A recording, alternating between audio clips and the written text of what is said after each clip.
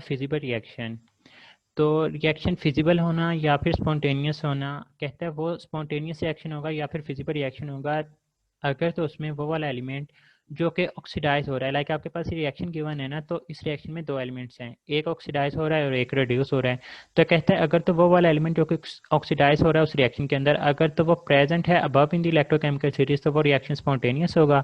और अगर वो वाला एलिमेंट जो ऑक्सीडाइज हो रहा है वो डाउन द सीरीज मतलब नीचे मौजूद होगा, तो वो हमारे पास रिएक्शन फिजिबल या फिर स्पॉन्टेनियस नहीं होता। तो वो वाला एलिमेंट जो कि रिड्यूस हो रहा हो रिएक्शन के अंदर, उसको नीचे मौजूद होना चाहिए इलेक्ट्रोकेमिकल सीरीज में, और वो वाला एलिमेंट जो कि ऑक्सीडाइज हो रहा होता है उसको ऊपर मौजूद होना चाहिए। इन शॉर्ट आप लोगों ने ये याद रखना है कि दो एलिमेंट्स में से अपर एलिमेंट अगर ऑक्सीडाइज हो रहा है तो वो फिजिबल रिएक्शन है, और अगर अपर एलिमेंट ऑक्सीडाइज नहीं हो रहा तो हमारे पास फिजिबल रिएक्शन नहीं होगा। अब आपके पास ये चार रिएक्शन है, इनको हमने वन बाय वन करके देखना है कि हमारे पास कौन सा जो है वो ठीक है और कौन सा जो है वो गलत है। अब Zn और Mg+2 है, तो अगर हम लोग इनकी बात करते हैं जेड एन और Mg+2 की, तो इनको हम लोग आइडेंटिफाई कर लेते हैं कि हमारे पास कहाँ कहाँ पर मौजूद हैं। तो अगर हम लोग जिंक की बात करते हैं तो ये हमारे पास आ जाता है जिंक, और दूसरा हमारे पास क्या है, ये हमारे पास आ जाता है मैग्नीशियम।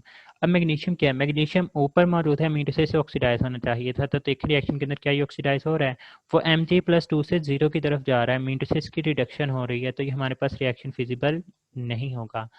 बीटा के अंदर रैंक कहता है Ca+2 है और आपके पास जो है वो Ag मौजूद है। तो यहाँ पे हमारे पास देखें, ये हमारे पास कैल्शियम मौजूद है और दूसरा हमारे पास यहाँ पर आ जाता है Ag। तो आपके पास कैल्शियम को जो है वो हमारे पास ऑक्सीडाइज होना चाहिए। यहाँ पे देखें कि हमारे पास Ca+2 से Ca के अंदर जो है वो कन्वर्ट हो रहा है, मीन टू से इसकी रिडक्शन हो रही है, तो ये भी हमारे पास रिएक्शन जो है वो फिजिबल नहीं होगा। 40 के अंदर देखें, मैं थोड़ा सा कलर चेंज कर लेता हूँ हम लोग पहले। यहाँ पे वो कहता है कि एक तरफ हमारे पास जो है वो मैग्नीशियम मौजूद है और दूसरा हमारे पास जो है Ca+2 मौजूद है। तो यहाँ पे देखें कि हमारे पास ये आ गया कैल्शियम और ये हमारे पास आ गया मैग्नीशियम। मीन उससे कि कैल्शियम चूंकि ऊपर मौजूद है इसको ऑक्सीडाइज होना चाहिए, तो यहाँ पे देखें कि Ca+2 से वो कैल्शियम के अंदर कन्वर्ट हो रहा है, मीन से इसकी ऑक्सीडेशन स्टेट डिक्रीज हो रही है, तो ये रिड्यूस हो रहा है, तो ये भी हमारे पास विजिबल रिएक्शन नहीं होगा।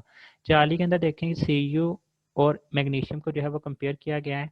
तो अगेन इसका थोड़ा सा कलर चेंज कर लेते हैं, एक हमारे पास मैग्नीशियम मौजूद है ये, और दूसरा उसने कहा कि हमारे पास जो है कॉपर Cu+2 जो है मौजूद है, तो ये हमारे पास Cu+2 आ गया। तो मैग्नीशियम चूंकि ऊपर मौजूद है इसको क्या होना चाहिए, इसको ऑक्सीडाइज होना चाहिए। तो यहाँ पे देखिए Mg 0 से +2 के अंदर जा रहा है, इसकी ऑक्सीडेशन स्टेट की वैल्यू इंक्रीज हो रही है, तो मीन से ये हमारे पास ऑक्सीडाइज हो रहा है।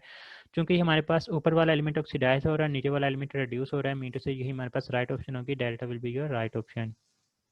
इन शॉर्ट ऐसे क्वेश्चन में याद रखें कि वो वाला एलिमेंट जो कि ऊपर मौजूद है उसको ऑक्सीडाइज होना चाहिए और जो नीचे मौजूद है उसको रिड्यूस होना चाहिए, सिंपल इज़ दैट। उसके बाद ये पिछली स्लाइड के अंदर मैंने आप लोगों के साथ एक निमोनिक शेयर किया है, वहाँ से आप लोग इसको निमोनिक के थ्रू भी जो है वो याद कर सकते हैं पूरी की पूरी इलेक्ट्रोकेमिकल सीरीज। उसके बाद आप लोग खुद से बता सकते हैं कि कौन सा रिएक्शन फिजिबल होगा और कौन सा रिएक्शन फिजिबल नहीं होगा।